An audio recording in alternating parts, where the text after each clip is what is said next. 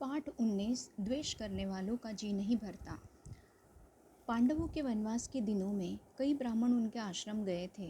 वहां से लौटकर वे हस्तिनापुर पहुंचे और धृतराष्ट्र को पांडवों के हालचाल सुनाए। धृतराष्ट्र ने जब यह सुना कि पांडव वन में बड़ी तकलीफें उठा रहे हैं तो उनके मन में चिंता होने लगी। लेकिन दुर्योधन और शकुनी कुछ और ही सोचते थे। कर्ण और शकुनी दुर्योधन की चापलूसी किया करते थे, किंतु दुर्योधन को भला इतने से संतोष कहाँ होता। वह कर्ण से कहता, कर्ण, मैं तो चाहता हूँ कि पांडवों को मुसीबतों में पड़े हुए अपनी आंखों से देखूं, इसलिए तुम और मामा शकुनी कुछ ऐसा उपाय करो कि वन में जाकर पांडवों को देखने की पिताजी से अनुमति मिल जाए। कर्ण बोला, द्वैतवन में कुछ बस्तियां हैं जो हमारे अधीन हैं। हर साल उन बस्तियों में जाकर चौपाइयों की गणना करना राजकुमारों का ही काम होता है।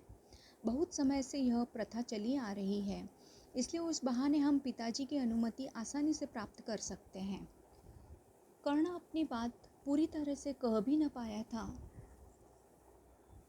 कि दुर्योधन और शकुनी मारे खुशी के उछल पड़े। राजकुमारों ने भी धृतराष्ट्र से आग्रहपूर्वक प्रार्थना की कि वह इसकी अनुमति दे दें, किंतु धृतराष्ट्र न माने।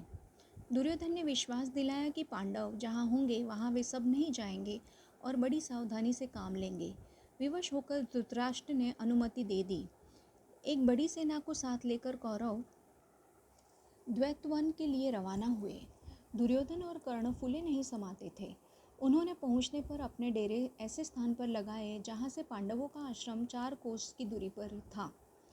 गंधर्वराज चित्रसेन भी अपने परिवार के साथ उसी जलाशय के तट पर डेरा डाले हुए था। दुर्योधन के अनुचर जलाशय के पास गए और किनारे पर तंबू गाड़ने लगे।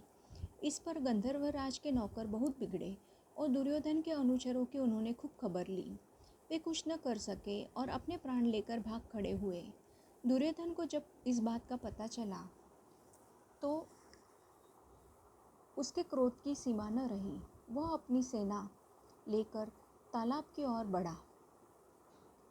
वहां पहुंचना था कि गंधर्वों और कौरवों की सेनाएं आपस में भिड़ गई। घोर संग्राम छिड़ गया। यहाँ तक कि कर्ण जैसे महारथियों के भी रथ और अस्त्र चूर चूर हो गए और वे उल्टे पांव भाग खड़े हुए। अकेला दुर्योधन लड़ाई के मैदान में अंत तक डटा रहा। गंधर्वराज चित्रसेन ने उसे पकड़ लिया, फिर रस्सी से बांधकर उसको अपने रथ पर बैठा लिया और शंख बजाकर विजय घोष किया। जब युधिष्ठिर ने सुना कि दुर्योधन व उसके साथी अपमानित हुए हैं तो उसने गंभीर स्वर में कहा, भाई भीमसेन, ये हमारे ही कुटुंबी हैं। तुम अभी जाओ और किसी तरह अपने बंधुओं को गंधर्वों के बंधन से छुड़ा लाओ। युधिष्ठिर के आग्रह पर भीम और अर्जुन ने कौरवों की बिखरी हुई सेना को इकट्ठा किया और वे गंधर्वों पर टूट पड़े। अंततः गंधर्वराज ने कौरवों को बंधन मुक्त कर दिया। इस प्रकार अपमानित कौरव हस्तिनापुर लौट गए।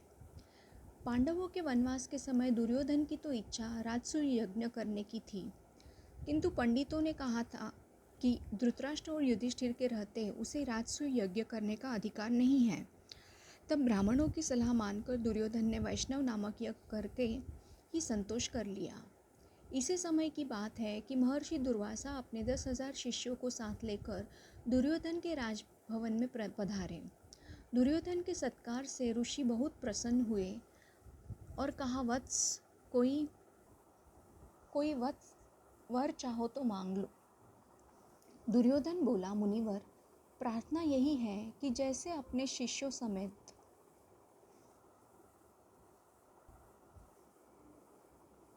अतिथि बनकर मुझे अनुग्रहित किया है, वैसे ही वन में मेरे भाई पांडवों के यहाँ जाकर उनका भी सत्कार स्वीकार करे और फिर एक छोटी सी बात मेरे लिए करने की कृपा करें। वह यह कि आप अपने शिष्यों समेत ठीक ऐसे समय युधिष्ठिर के आश्रम में जाएं जब द्रौपदी पांडवों एवं उनके परिवार को भोजन करा चुकी हो और जब सभी लोग आराम से बैठ विश्राम कर रहे हो। उन्होंने दुर्योधन की प्रार्थना तुरंत मान ली। दुर्वासा ऋषि अपने शिष्यों के साथ युधिष्ठिर के आश्रम में जा पहुँचे। युधिष्ठिर ने भाइयों समेत ऋषि की बड़ी आवभगत की और उनका सत्कार किया। कुछ देर बाद मुनि ने कहा, अच्छा, हम सब अभी स्नान करके आते हैं, तब तक भोजन तैयार करके रखना। कहकर दुर्वासा शिष्यों समेत नदी पर स्नान करने चले गए। वनवास के प्रारंभ में युधिष्ठिर से प्रसन्न होकर सूर्य ने उन्हें एक अक्षय पात्र प्रदान किया था और कहा था कि 12 बरस तक इसके द्वारा मैं तुम्हें भोजन दिया करूँगा।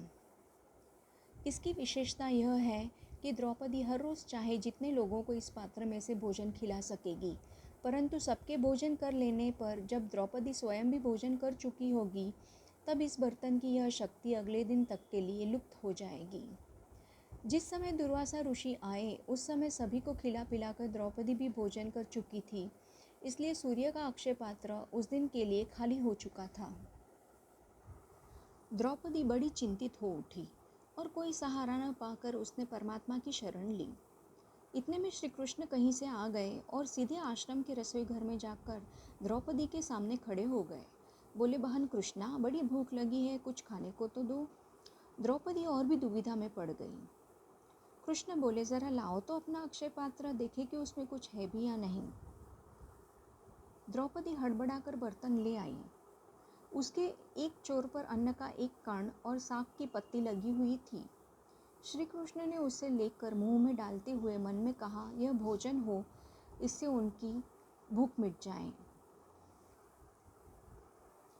द्रौपदी तो यह देखकर सोचने लगी, कैसी हूँ मैं कि मैंने ठीक से बर्तन भी नहीं धोया, इसलिए उसमें लगा हुआ अन्न कण और साग वासुदेव को खाना पड़ा। धिक्कार है मुझे। इस तरह द्रौपदी अपने आप को ही धिक्कार रही थी कि इतने में श्री कृष्ण ने बाहर जाकर भीमसेन को कहा, भीम, जल्दी जाकर ऋषि दुर्वासा को शिष्यों समेत भोजन के लिए बुला लाओ। भीमसेन उस स्थान पर गया जहाँ दुर्वासा ऋषि शिष्यों समेत स्नान कर रहे थे। नजदीक जाकर भीमसेन देखता है क्या कि दुर्वासा ऋषि का सारा शिष्य समुदाय स्नान करके भोजन भी कर चुका है। शिष्य दुर्वासा से कह रहे थे, गुरुदेव, युधिष्ठिर से हम व्यर्थ में कह आए कि भोजन तैयार करके रखो। हमारा तो पेट भरा हुआ है, हमसे उठा भी नहीं जाता। इस समय तो हमारी ज़रा भी खाने की इच्छा नहीं है। यह सुनकर दुर्वासा ने भीमसेन से कहा, हम सब तो भोजन कर चुके हैं, युधिष्ठिर से जाकर कहना कि असुविधा के लिए हमें क्षमा करें। यह कहकर ऋषि अपने शिष्यों सहित वहाँ से रवाना हो गए।